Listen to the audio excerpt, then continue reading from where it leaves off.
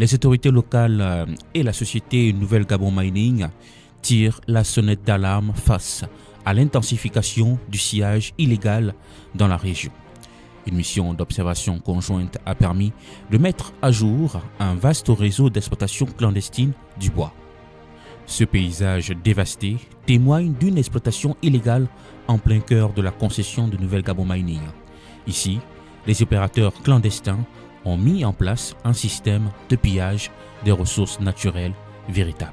Et le constat, il est alarmant.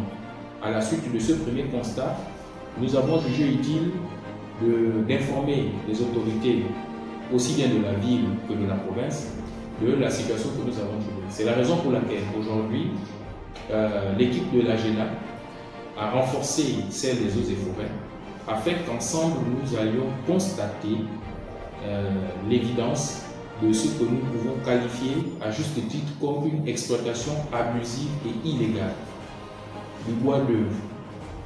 Normalement, ce sont les communautés villageoises qui viennent auprès des eaux et forêts solliciter de manière légale l'autorisation de couper quelques pieds pour les constructions, pour les besoins domestiques. Mais il se trouve que malheureusement, lorsque les autorisations sont accordées, ces autorisations-là ne servent plus réellement aux besoins pour lesquels il a été attribué. La mission d'observation menée avec la brigade de gendarmerie de Konja a également permis de constater une intense activité de chasse. Les douilles de cartouches retrouvées sur place prouvent que le pillage des ressources naturelles ne se limite pas aux arbres. Donc vous constatez ici avec moi la présence de ces camps de fortune qui sont construits par des opérateurs illégaux. Et cela démontre donc à suffisance l'ampleur de l'exploitation qui se déroule ici dans le dos des communautés.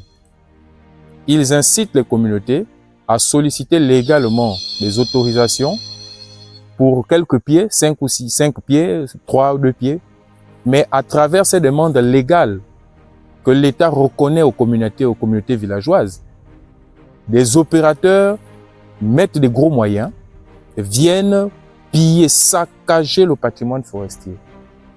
Ce que les communautés oublient dans cette démarche-là, c'est que l'opérateur, lui, il ne se soucie pas du devenir de ce patrimoine. Lui, c'est combien il gagne et comment il se fait de l'argent. Très rapidement, il part et il laisse l'environnement saccagé. Donc, nous allons mener une guerre ouverte contre ces indélicats. Nous allons traduire en justice, tant que possible, tous ceux qui sont les auteurs ou les complices de ces méfaits. Selon le code forestier gabonais, les communautés locales ont le droit de couper du bois pour leurs besoins personnels dans une limite de 15 à 20 mètres cubes. Mais ici, ces règles ont été largement dépassées. Les chevrons, ces lattes de 5 mètres, c'est dire l'intensité de l'activité. Très sincèrement, il fallait absolument que cette mission se fasse pour que l'on puisse d'abord freiner l'hémorragie. C'est grave ce qui se passe ici. Une fois nous aurons la capacité de nous mouvoir, je pense qu'eux-mêmes vont arrêter l'activité. Nous n'aurons pas besoin de forcer, ils vont arrêter ces activités. Parce que nous irons les chercher, même en forêt, pour les faire sortir de ces zones-là, pour dire qu'ils ne sont pas en droit de pratiquer cette activité illégale dans l'impunité. Nous allons appliquer la loi dans sa rigueur la plus stricte vis-à-vis d'eux. Une enquête est en cours pour démanteler ce réseau.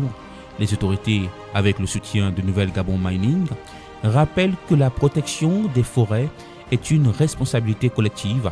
Une prise de conscience est indispensable pour préserver notre patrimoine naturel. En bon entendeur, salut.